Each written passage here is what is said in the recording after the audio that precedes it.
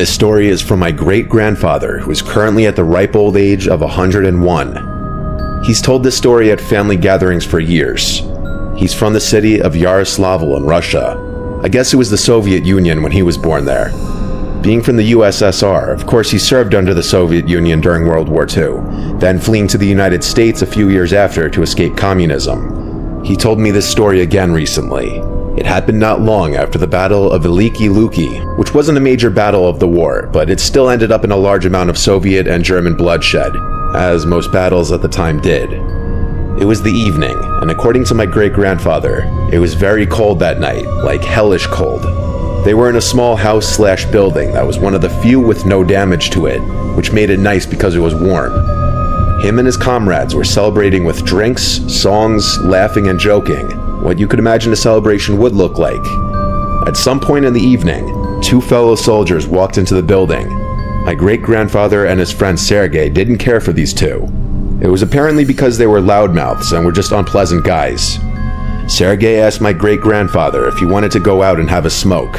He agreed, and the two put on their heavy coats and walked out into the freezing cold air. My great-grandfather pulled out a cigarette, as did Sergei, and then he lit both of their cigarettes. They were talking for a while, both enjoying their cigarette and basking in the glory that came along with winning the battle that had been going on for about 2 months.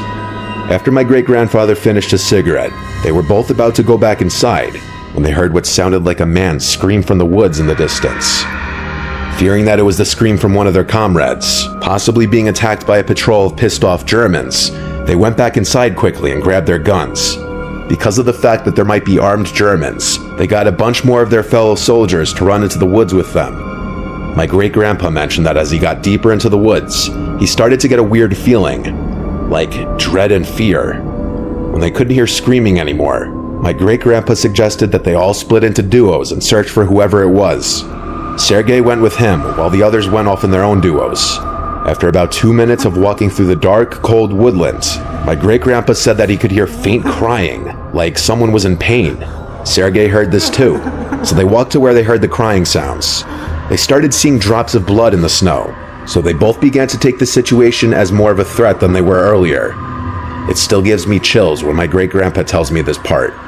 When him and Sergei got to the source of the crying sound, they had found the most bizarre and disturbing scene they had witnessed. 2 German soldiers on the ground, one of them dead, one alive. One of them had their uniforms ripped and bloodied. The alive one was cowering by a tree, muttering stuff in German. He didn't notice my great-grandpa and Sergei right away. My great-grandpa then walked towards the other body. The corpse was horrifically mutilated, missing limbs, skin ripped off the face. His uniform was shredded and it looked like he had been scalped. Another thing that stood out to my great-grandpa was the smell. He couldn't describe the smell, saying it wasn't like a dead body, but more like chemicals. The corpse looked fresh.